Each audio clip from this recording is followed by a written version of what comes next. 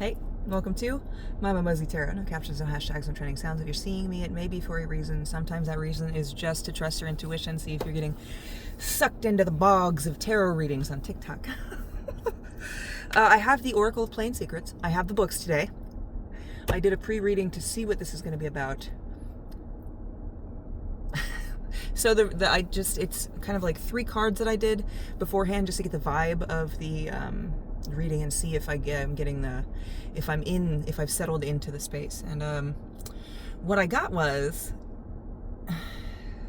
what was it? It was a spire. And then, I can't remember the other one. But what it amounted to was not being sure of the situation that you're in and wondering if you need to leave or change it. And with the spire coming out, that is, and this does feel a little bit like a career reading, or maybe not necessarily specifically career, but someplace where you are, where you spend a lot of your time and a lot of your energy. So not necessarily a career reading for everybody, but maybe a little bit of something for everybody here. So what that thing was that Morkborg, that was the other card. Things don't necessarily have to look the way that you think they should for you to be able to have fun, enjoy, submerge yourself in the situation, right? And learn who you are throughout as well.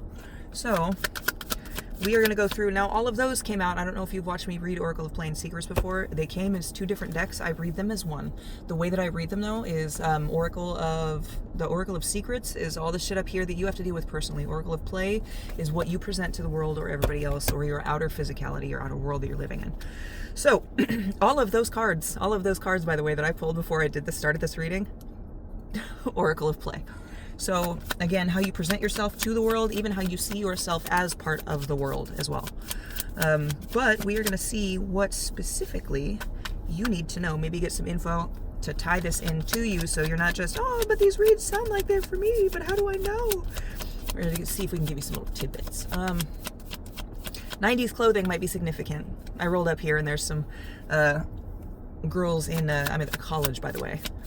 Girls in about some 90s clothing, Ed Hardy sweatpants, fucking tube tops and shit.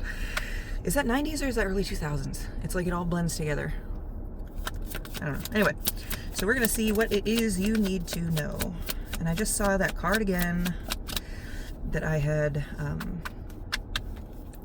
pulled initially. It didn't come out though. So, hey, prospering. That was another card that when I was shuffling caught my attention. I didn't bring it up though because I figured it blew because this card is bent right here. You see that little line right there? This card is bent and I thought the wind caught it. But we have prospering. So this doesn't necessarily mean that you are in good or that you, well, I guess it kind of does. It means that you're in a state, a situation, something's been cleared away and you're now seeing things, possibly picking up on what could, maybe like a silver lining of the situation that you're in, and like starting to see things, okay, well, this isn't working out for me this way, but it did work out for me this way. So it might be like a recognition of how you prosper in your daily life. Let's see what else we get. The Vow. Okay, so the Vow, this is one of those cards in this deck specifically. I love this deck. You know how people read reversals and shit like that. This doesn't necessarily have reversals, but it has flip sides on the card, right? So I tend to look at the background for whatever side came up. This flipped in my, so this side came up. This is the Vow. This feels more like, now it says whenever another card would be flipped, the Fates may flip this card instead. And I go by that because the other side, it does say the last sovereign may flip the card instead. So you have the Fates up. So this just feels like kind of, I don't want to say hurrying up to wait. This might be a little nod towards patience, and what you're doing is, because the way I laid it on top of prospering, it might be that what you're doing doesn't necessarily feel like it's helping anything, but it's your choice to do it. And waiting on the Fates is also something, I might actually have to look this one up because I haven't looked at this in reverse, and it did catch my attention in reverse. And it's, I think it's Oracle of I think it's called Legislation, and it does have to deal with legal things. So now that's the Oracle of Play. Again, the Oracle of fucking Play. I'm going to read it for you, just the synopsis that we have at the top of it, and then legislation is a call to question laws or rules put in place by yourself or the world. If they do not apply to the situation, you should have an exception. or you should have an exception. Make those exceptions for yourself as needed. Do not blindly assume that others know best when dealing with things you know about as well. So this came out with the fates. Legislation came out after the fates. So it might be that in certain things you need to leave, like give it to God or whatever, but other times that's not an every type of situation thing. And it's starting to come together a little bit. You are prosperous, but you might be missing it because you are sitting and waiting for more prosperity to show up, right?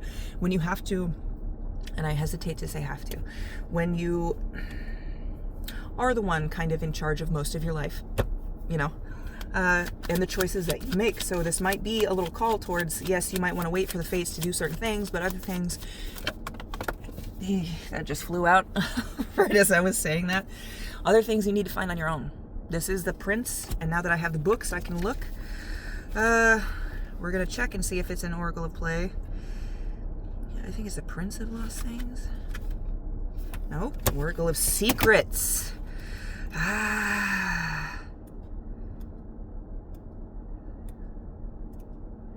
Hold on.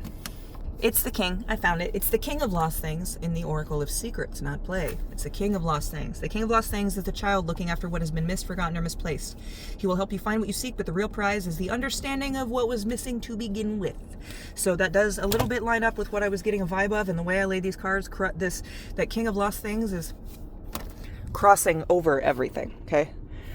So there might be things that you get a close up on my face. My bad. But this king of lost things, I want to say, there does feel like a vibe of inner child healing that needs to happen here, but the way this feels, you can't just let the childlike wonder be like, oh, somebody will come rescue me, somebody will come find my things, somebody will change something for me. Somebody might, but you cannot rely on that, okay? That is all up to them, their choices, how the world is affecting them as well. Expect self-rescue. Biggest tip I can give you, expect self-rescue. That with inner child healing as well. This child may not want to try things because they may not be certain that they can get it right, okay? The learning is in the trying, and that is something that your inner child, whether they were punished or not, needs to learn, and that's something that you need to teach your inner child. But don't be too harsh with it, because you were a child when certain things happened that set this, 3, 4, 5 years old, you were a child when certain things happened to set your view and your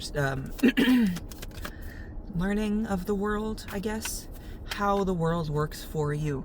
So I want to say rest on your laurels when it comes to, and that sounds derogatory, I don't mean it to, rest on your laurels when it comes to certain things, because it's almost like an energy of I don't need more, I will just wait to see what is given to me. But that's, if the universe doesn't know what you want, because you don't know what you want, the universe can't give it to you, and it'll just start throwing random shit, random problems to heal issues. If this person doesn't know what they want, maybe they need to heal some issues, so we'll heal some issues for them. Okay? Intent. And I just saw the spire upside down again, or I saw the spire again, but it was upside down this time. So it might, not necessarily that you have to violently or aggressively defend yourself or violently or aggressively repair things, but work has to happen. Okay? Work has to happen. Baby steps. We're gonna go through a little bit more, see what else. Yeah. So, God, I haven't gotten this card in a while either. This one is, oh fuck, I can't remember. My memory is horrible. Hold on. I found it. It's in the Oracle of Play. It's called Tether, and it alludes to things that keep you grounded, something that keeps you tethered to reality. Okay? Beautiful card, though. I love it. I'm actually waiting for this person, I can't remember what their name is. It's just Publishing Goblin. They did a Hot Housewives Tarot from the 50s. I'm excited for that one, too. Should be getting here soon. Anyway, stay grounded, ask friends for help, but do this. There's nobody that can do this healing for you. There's nobody that can think up here with you to kind of guide your thoughts. You need to figure out where you want to be. I don't want to say how to get there, because it's probably going to be some shit that you're not necessarily seeing. But when I say how to get there, with intent, okay? Make your choices for yourself. Don't just, the universe said that I should do. I think the universe is saying that I should do. What do you want? The Notebook by me. Significant. Also, Project Hail Mary. Just watched that last night. Fantastic movie. So good. Loved it. Anyway, so make sure you stay grounded. I am going to go, I know I said I'm going to go through here once more, but we got 10 seconds left. Maybe I'll do some more. We'll see if there's anything else that comes out, because I'm feeling like there's something, but I'm not getting the chase it vibe, you know what I mean? So I feel like you might have more questions, or this might have left you with more questions than you fucking started with. For that, I'm sorry. Also, you're welcome. All right, nothing comes out this one. We're going to check bottom of the deck, and then that will be the end of this read, at least. Maybe I'll do some more. We'll see. All right, bottom of the deck energy, wildness. Now, this comes up. It's very important that I'm very glad that I said this thing about, that I said what I was feeling with the, not making choices because you're afraid of making the wrong one, right? That fear, whatever it's called, that goes with ADD, ADHD, autism, all that stuff.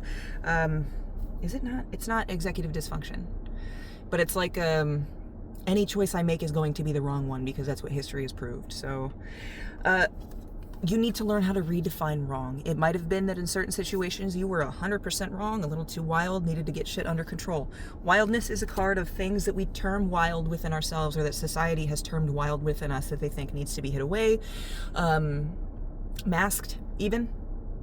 The things that need to be hid away, masked, not discussed, kind of ignored basically, tamed. It's that wildness in every person that kind of we all have to, but the fact that I'm glad this came up is because it really feels like there are parts of you that were termed or deemed as wild, not good enough, not the right.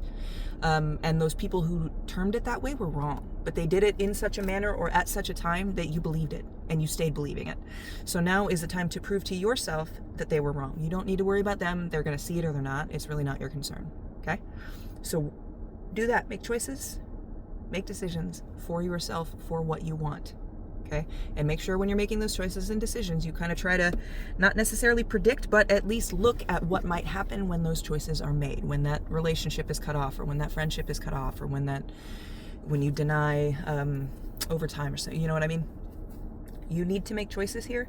And once you do, that prosperity that is surrounding you can blossom, magnetize, and magnify. Okay? All right? So make your choices. Be honest with yourself. All right? You're the only one that you have to go home to at the end of the day, even if you got somebody else in your house. I love you.